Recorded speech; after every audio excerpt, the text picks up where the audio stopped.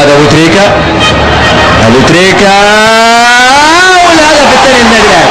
يحط ابو تريكة هدفه في الفعل رقم 14 للنادي الاهلي هذا الموسم، ويدعم موقفه على راس قائمة هداف الدوري هذا الموسم، ويرفع رصيده الاجمالي بالفعل من الاهداف مع النادي الاهلي في الدوري بصفة عامة منذ انضمامه ليه موسم 2003 2004 الى الرقم 34، ويرفع رصيده الاجمالي في الدوري الى 61 هدف. اذا هل يحقق ابو تريكة المئوية وينضم الى قائمة نادي المئة؟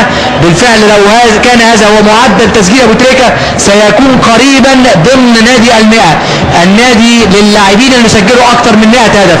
هذا النادي الذي لا يضم في تاريخ بطولة الدوري الا 7 لاعبين فقط، الشاذلي وحسام حسن ذكرناهم في الشوط الاول، ومعاهم مصطفى رياض والدوسوي والخطيب واحمد الكاس.